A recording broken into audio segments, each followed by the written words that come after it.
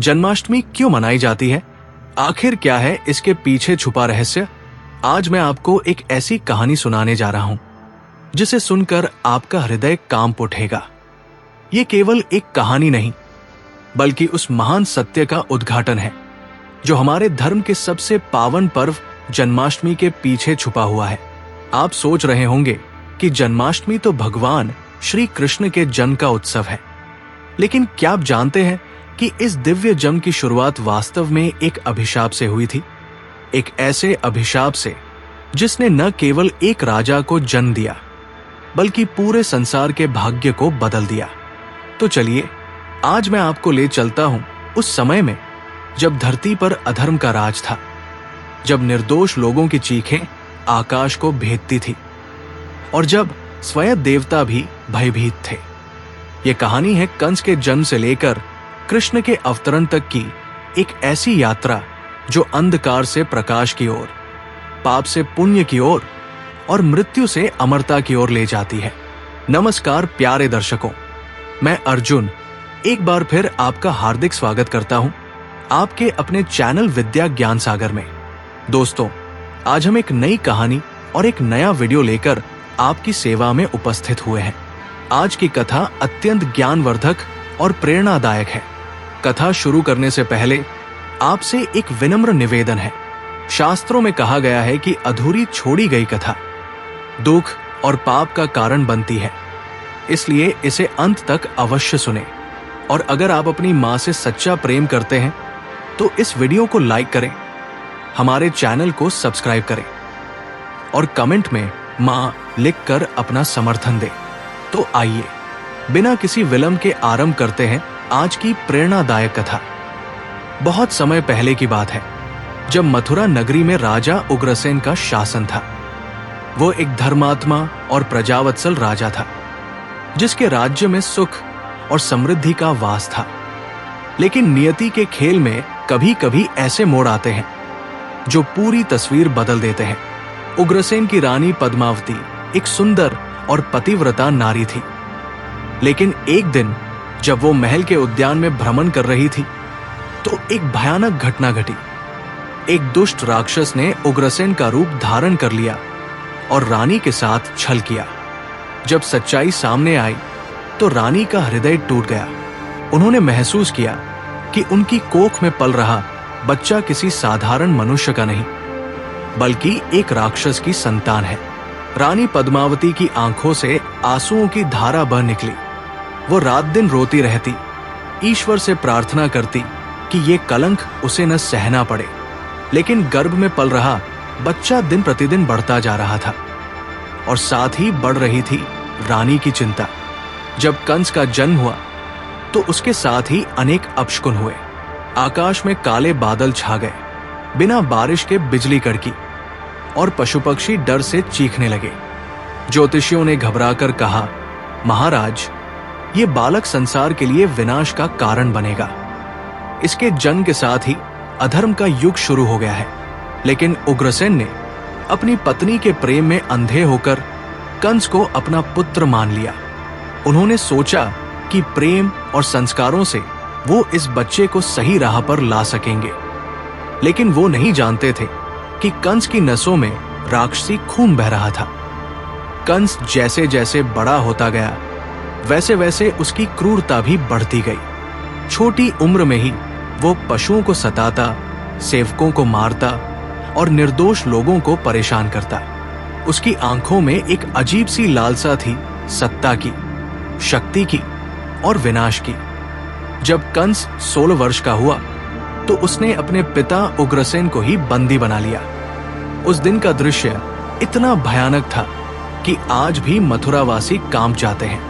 कंस ने अपने ही पिता के सामने तलवार रखी और कहा, या तो आप स्वयं सिंहासन छोड़ दें या फिर मैं आपको मार दूंगा। उग्रसेन के आंसू सूख गए थे। उन्होंने देखा कि जिस पुत्र को उन्होंने इतने प्रेम से पाला था, वो आज उन्हीं के सामने खड़ा होकर धमकी दे रहा था। रानी पद्मावती तो इस सदमे को सह नहीं पाई और वही बेहोश हो गई। इस प्रकार कंस ने मथुरा पर कब्जा कर लिया। उसका शासन शुरू होते ही चारों ओर हाहाकार मच गया। वो ब्राह्मणों को सताता, गायों को मारता और निर्दोष प्रजा पर अत्याचार करता। उसने धर्म और न्याय को पैरों तले रौंद दिया। लेकिन कंस नहीं जानता था कि उसके इन पापों का फल उसे भुगतना होगा। नियति पहले से ही उसके विनाश की योजना बना चुकी थी। मथुरा में ही थी देवकी और वासुदेव की प्रेम कहानी। देवकी कंस की बहन थी, लेकिन अपने भाई से बिल्कुल अलग, दयालु, करुणामय और भगवान विष्णु की परम भक्त। वासुदेव यदुवंश का राजकुमार था, वीर, धर्मात्मा और न्यायप्रिय। विवाह का दिन आया। पूरा मथुरा सज धज गया था। कंस स्वयं देवकी और वासुदेव को उनके नए घर छोड़ने चला। लेकिन तभी आकाश से एक गूंजती आवाज आई, अरे मूर्ख कंस, इसी देवकी की 8वीं संतान तेरी मृत्यु का कारण बनेगी। ये सुनते ही कंस का चेहरा सफेद पड़ गया। उसने तलवार निकाली और देवकी को मारने के लिए आगे बढ़ा। वासुदेव ने हाथ जोड़कर कहा, यदि तुम्हें उसकी संतान से डर है तो मैं वचन देता हूं कि जब भी देवकी को कोई संतान होगी, मैं उसे तुम्हारे हवाले कर दूंगा। इस प्रकार देवकी और वासुदेव का सुखी वैवाहिक जीवन एक दुस्वप्न में बदल गया। वे दोनों कंस की कारागार में बंद कर दिए गए। कारागार में देवकी और वासुदेव का जीवन असहनीय कष्टों से भर गया। केवल अंधकार और निराशा थी। लेकिन देवकी के हृदय में भक्ति की ज्योति अभी भी जल रही थी। जब देवकी का पहला पुत्र जन्मा तो वासुदेव ने अपने वचन के अनुसार नवजात शिशु को कंस के पास ले गया। कंस ने एक पल को दया महसूस की, लेकिन आकाशवाणी याद आते ही उसने उस मासूम बच्चे को पत्थर पर पटक दिया। ये क्रम चलता रहा। दूसरी, तीसरी, चौथी, 5वीं, 6ठी संतान कंस निर्दयता से एक के बाद एक सभी बच्चों को मार देता रहा। हर बार देवकी का हृदय टूटता, लेकिन वो चुपचाप सब सह लेती। 7वां बच्चा बलराम थे, जो योगमाया के प्रभाव से देवकी के गर्भ से निकलकर रोहिणी के गर्भ में चले गए। कंस को लगा कि देवकी का गर्भपात हो गया है। जब देवकी 8वीं बार गर्भवती हुई तो पूरे ब्रह्मांड में हलचल मच गई। देवताओं ने भगवान विष्णु से प्रार्थना की कि वे अवतार लेकर अधर्म का नाश करें। जब देवकी के गर्भ में भगवान का अंश प्रवेश हुआ तो उनका शरीर दिव्य तेज से चमकने लगा। कारागार के अंधकार में एक अजीब सा प्रकाश फैल गया। देवकी की सुंदरता में 4 चांद लग गए। कंस भी इस दिव्य तेज को महसूस कर रहा था। उसे भयानक सपने आने लगे। उसने कारागार के चारों ओर और भी सिपाही तैनात कर दिए। इधर गोकुल में नंद बाबा की पत्नी यशोदा भी गर्भवती थी। योगमाया ने यह व्यवस्था की थी कि देवकी और यशोदा दोनों के बच्चे एक ही समय में जन्म ले। भाद्रपद मास की कृष्ण पक्ष की अष्टमी का दिन था। आकाश में घने काले बादल छाए हुए थे और तेज बारिश हो रही थी। बिजली कड़क रही थी और हवा जोरों से बह रही थी।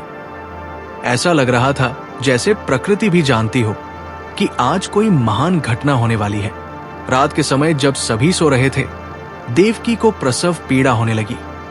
वासुदेव परेशान हो गए क्योंकि वहां कोई दाई या सहायिका नहीं थी। लेकिन ये कोई साधारण जन नहीं था, ये स्वयं भगवान का अवतरण था। रात के 12 बजे जब पूरा संसार गहरी नींद में सोया हुआ था, तभी एक अद्भुत घटना घटी। कारागार अचानक एक दिव्य प्रकाश से जगमगा उठा। यह प्रकाश इतना तेज और सुंदर था कि देवकी और वासुदेव की आंखें चुंधिया गई। उस प्रकाश के बीच से भगवान विष्णु प्रकट हुए। वे 4 भुजाओं वाले, पीतांबरधारी और दिव्य आभूषणों से सुशोभित थे। उनके हाथों में शंख, चक्र, गदा और पद्म थे। उनका तेजस्वी रूप देखकर देवकी और वासुदेव धन्य हो गए। भगवान विष्णु ने मधुर स्वर में कहा, देवकी, वासुदेव, तुम दोनों धन्य हो। तुमने बड़े धैर्य से इन कष्टों को सहा है। अब मैं तुम्हारे पुत्र के रूप में जन्म ले रहा हूं, लेकिन मुझे शीघ्र ही गोकुल पहुंचाना होगा। देवकी ने हाथ जोड़कर प्रार्थना की, हे प्रभु, आप सर्वशक्तिमान हैं। आप चाहे तो कंस को तुरंत नष्ट कर सकते हैं, फिर इस छलकपट की क्या आवश्यकता? भगवान ने मुस्कुराते हुए उत्तर दिया, देवकी, धर्म की स्थापना केवल बल से नहीं होती। इसके लिए समय, परिस्थिति और लीला की आवश्यकता होती है। मुझे बचपन से ही ये दिखाना है कि प्रेम और भक्ति की शक्ति कितनी महान होती है। इतना कहकर भगवान विष्णु अदृश्य हो गए और देवकी की गोद में एक सुंदर बालक प्रकट हुआ। ये बालक साधारण नहीं था, इसकी आंखों में दिव्यता थी, चेहरे पर अलौकिक तेज था और पूरे शरीर से एक मधुर सुगंध आ रही थी। देवकी ने अपने नवजात पुत्र को देखा तो उनका हृदय प्रेम से भर गया, लेकिन अगले ही पल उन्हें याद आया कि कंस इस बच्चे को भी मार देगा। उनकी आंखों में आंसू आ गए। तभी एक और चमत्कार हुआ। योगमाया प्रकट हुई और बोली, देवकी माता, चिंता न करें, मैं इस बालक को सुरक्षित गोकुल पहुंचा दूंगी। वहां यशोदा मैया के घर में एक कन्या का जन्म हुआ है। मैं इस बालक को यशोदा के पुत्र के रूप में रख दूंगी और उनकी कन्या को यहां ले आऊंगी। वासुदेव समझ गए कि ये सब भगवान की लीला है। उन्होंने बालक को एक टोकरी में लिटाया और अपने सिर पर उठा लिया। जैसे ही वासुदेव बालक कृष्ण को लेकर कारागार से निकले, एक और चमत्कार हुआ। कारागार के सभी दरवाजे अपने आप खुल गए। जो ताले लगे थे वे टूट गए। जो सिपाही पहरा दे रहे थे वे गहरी नींद में सो गए। बाहर तेज बारिश हो रही थी। आसमान से पानी मूसलाधार बरस रहा था। वासुदेव की समझ में नहीं आ रहा था कि इस भयानक बारिश में बच्चे को कैसे सुरक्षित रखा जाए। लेकिन तभी एक और चमत्कार हुआ। आकाश से शेषनाग प्रकट हुआ और उसने अपने फन से बालक कृष्ण को बारिश से बचाने के लिए छत्र बना दिया। इस प्रकार भगवान के सिर पर पानी की एक बूंद भी नहीं पड़ी। वासुदेव यमुना नदी के तट पर पहुंचे। नदी में बाढ़ आई हुई थी और पानी बहुत तेजी से बह रहा था। वासुदेव सोचने लगे कि इस तूफानी रात में नदी कैसे पार करें। लेकिन जैसे ही उन्होंने नदी में पैर रखा, पानी अपने आप दो तरफ हट गया और बीच में एक रास्ता बन गया। यमुना नदी भी जानती थी कि वो कोई साधारण बालक नहीं, बल्कि स्वयं भगवान को अपने जल का स्पर्श करने का सौभाग्य मिल रहा है। नदी ने श्रद्धा से अपना जल हटा लिया ताकि भगवान सुरक्षित पार हो सके। जब वासुदेव नदी के बीच में थे तो एक अजीब सी घटना हुई। बालक कृष्ण का पैर पानी में लटक गया और जैसे ही उनके चरण का स्पर्श यमुना के जल से हुआ, पूरी नदी एक दिव्य प्रकाश से जगमगा उठी। यमुना के किनारे खड़े पेड़ पौधे झूमने लगे, जैसे वे भी भगवान का स्वागत कर रहे हों। यमुना पार करने के बाद वासुदेव गोकुल पहुंचे। वहां नंद बाबा का घर था, जो चारों ओर से गायों से घिरा हुआ था। घर में शांति थी और सभी सो रहे थे। वासुदेव ने देखा कि यशोदा मैया एक नवजात कन्या के साथ सो रही है। उन्होंने बहुत सावधानी से बालक कृष्ण को यशोदा के पास लेटा दिया और कन्या को उठा लिया। यशोदा को पता भी नहीं चला कि उनके पास कौन सा बच्चा है। वापसी की यात्रा भी उतनी ही चमत्कारिक थी।